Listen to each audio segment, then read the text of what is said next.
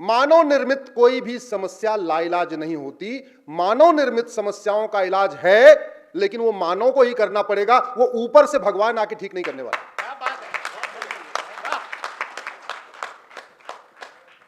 आप लोग गूगल करिएगा डेजिनेटेड टेररिस्ट ग्रुप, अभी मत करिएगा, बाद में कर लीजिएगा, डेजिनेटेड टेररिस्ट ग्रुप, तो आपको आतंकवादी संगठनों का नाम एक लिस्ट मिलेगी जिसको यूएन ने डिक्लेयर किया हुआ है। मैं नाम थोड़े से पढ़ दे रहा हूं। अब्दुल्ला आजम ब्रिगेड, अबू सयाफ, अदन अभियान, अल हरमैन, अल इतिहाद, अल मोरवैन, Al Qaeda, Ansar al Sharia, Ansar al Islam, League of Partition, Boko Haram, Haqqani network, Harkat ul Mujahideen, Jamiat ul Ansar, Jihad Union, ISIS, Jaish al Mujahideen, Lashkar Toiba, लश्कर झांगवी, जैश ए मोहम्मद, ऐसे और भी है। तो जैश ए मोहम्मद मतलब मोहम्मद की सेना। कभी आपने जैसे गणेश सुना क्या? जैसे शंकर सुना क्या? जैसे हनुमान सुना आपने? जैसे महावीर सुना क्या? जैसे शिवाजी सुना क्या आपने? अरे 24 तीर्थंकर है ना, किसी तीर्थंकर की सेना बनी है क्या? जैनियों में 24 जैसे महावीर, जैसे ऋषभदेव कोई बना क्या? 10 सिख गुरु हैं, 10 में किसी की जैसे बनी क्या? जैस का मतलब सेना। ब्रह्मा विष्णु महेश के नाम पे कोई सेना बनी क्या, जो ब्रह्मा विष्णु महेश को ना मानने वालों को मार मार के उनकी पूजा करवा रही हो? 24 तीर्थंकर में किसी एक के नाम की सेना बनी क्या, जो मार मार के सबको जैन बना रही हो? 10 हमारे सिख गुरु हैं, किसी के नाम पे सेना बनी क्या, जो मार मार के सबको सिख बना रही हो? जैसे गणेश नहीं बना, जैसे बालाजी नहीं बना, जैसे शंकर नहीं बना, जैसे ब्रह्मा नहीं बना, जैसे विष्णु नहीं बना, जैसे राम नहीं बना, जैसे कृष्ण नहीं बना, जैसे गौतम बुद्ध नहीं बना, जैसे महावीर नहीं बना।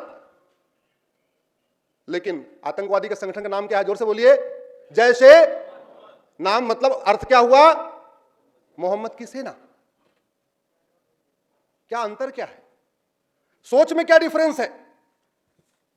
प्रोफेसर साहब बता रहे थे, दुर्योधन का ननिहाल गंधार, जब तक गंधार था, जब तक वहां वेद पुराण था, शांति थी, समृद्धि थी, खुशहाली थी। जैसे मोहम्मद मतलब XYZ नाम की सेना गई, गंधार कंधार बन गया, अफगानिस्तान बन गया। आज बदहाल है, फटेहाल है, भूखों मर रहे हैं, रोज बम धमाके हो रहे हैं। राजा भरत का ननिहाल, जहां से माता कैकेयी आई थी, वो कैकेयी आज की डेट में पेशावर कहलाता है। जब वो कैकेयी था, शांत था, समृद्ध था, खुशहाल था, अब पाकिस्तान बन गया है, रोज बम धमाके हो रहे हैं। कुंभा शांत था, समृद्ध था, खुशहाल था, काबुल बन गया, अशांत है।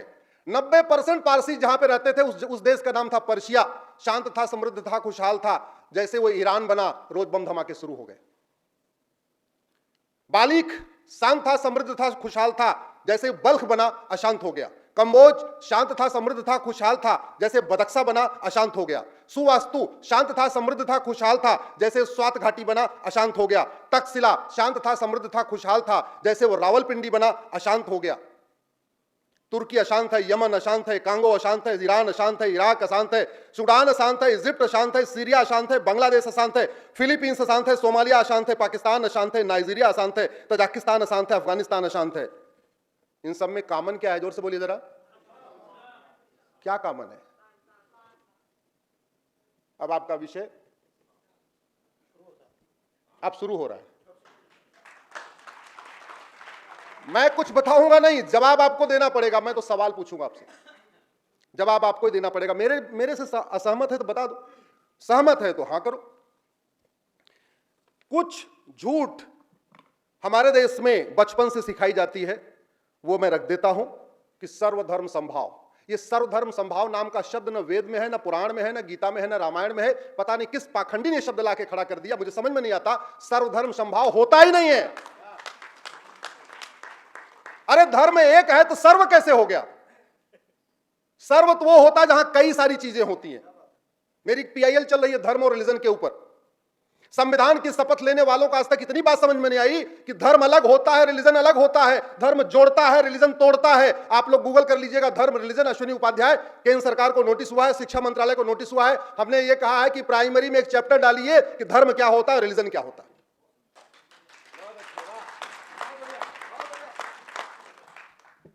एक और झूठ, कि भारत स्वतंत्र है, सबसे महाबड़ा फ्रॉड वर्ड है। स्वतंत्र, स्व अपना तंत्र सिस्टम। 75 साल के बाद तू मैं होता है, आरोप प्रत्यारोप होता है, नूरा कुश्ती होती है, बतेलोबाजी होती है, तू चोर मैं सिपाही होता है। कहां हम स्वतंत्र हैं? शिक्षा का तंत्र, एजुकेशन सिस्टम हमारा है क्या? जोर से बोलिए जरा। पुलिस सिस्टम हमारा है, जुडिशियल सिस्टम हमारा है, टैक्स सिस्टम हमारा है, बिजनेस सिस्टम हमारा है, कोई सिस्टम हमारा नहीं। इस घटिया टैक्स सिस्टम के कारण सारे व्यापार हमारे हाथ से निकलते जा रहे हैं। आज समय नहीं है। मैं भी, मेरा कार्यक्रम हुआ था बॉम्बे स्टॉक एक्सचेंज में, मुंबई में। वहां करीब 500 चार्टेड अकाउंटेंट थे। वहां मैं बता के आया हूं कि इनकम टैक्स कैसे हिंदू विरोधी है, कैसे सनातन विरोधी है। ये जीएसटी सिस्टम कैसे हिंदू विरोधी है, सनातन विरोधी है। वो वीडियो आप लोग गूगल कर लीजिएगा, one nation one tax, Ashwini Upadhyay, Google करिएगा, मैटर चल रहा है। आज वो विषय नहीं, मैं बताता आपको कैसे ये टैक्स सिस्टम सनातन धर्म को बिजनेस के फील्ड में पीछे ले जा रहा है। थोड़ा बता दूं। अमर अकबर दो भाई, अमर अकबर, अमर के 2 बच्चे, अकबर के 10। दोनों को टूर एंड ट्रेवल कंपनी खोलनी है। अमर के भी 2 ही बेटे, 10 गाड़ी चलानी है तो 8 ड्राइवर खरीदना पड़ेगा, 8 ड्राइवर हायर करना पड़ेगा। अकबर को जरूरत नहीं है। अमर को चूंकि अब अमर के लिए मजबूरी है, Amar tour and travel company बनाने के लिए, 10 गाड़ी चलवाने के लिए Amar tour and travel company register कराना पड़ेगा। जैसे उसने रजिस्टर कराया, वो इनकम टैक्स के दायरे में आ गया, वो जीएसटी के दायरे में आ गया, वो वैट के दायरे में आ गया, वो टीडीएस के दायरे में आ गया। जैसे उसने कंपनी रजिस्टर कराई, सीधे सीधे उसको एक ऑफिस भी खोलना पड़ेगा।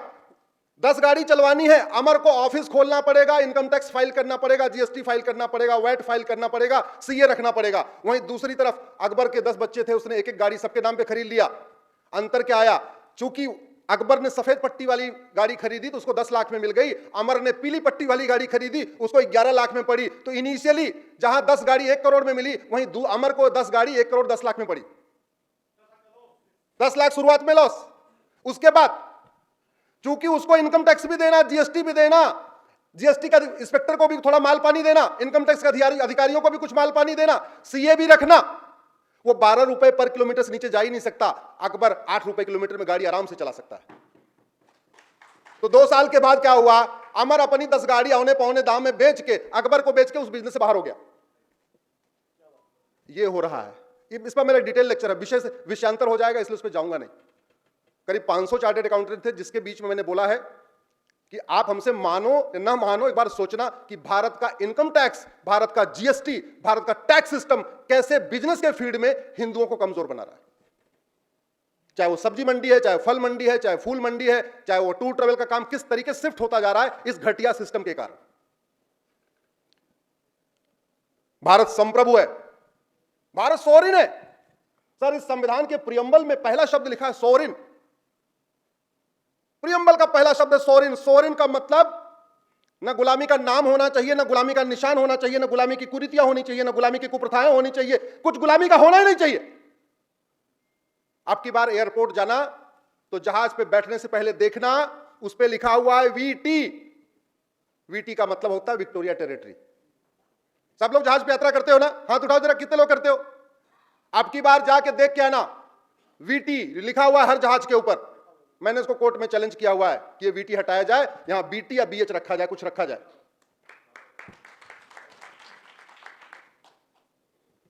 सारे जहां से अच्छा हिंदुस्तान हमारा।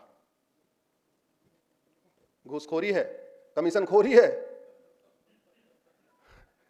मिलावटखोरी है, नशा तस्करी है, मानव तस्करी है, माओवाद है, नक्सलवाद है, लब जिहाद है, लैंड जिहाद है, धर्मांतरण है, घुसपैठ है, और सारे जहां से अच्छा। अगर ये सारे जहां से है अच्छा तो फिर कुछ कहने की जरूरत नहीं है। मजहब नहीं सिखाता आपस में बैर रखना। पढ़ा कि नहीं पढ़ा? इससे बड़ा अब आप ही कह रहे हैं हमसे श्रेष्ठ, मुझे कुछ कहने नहीं है।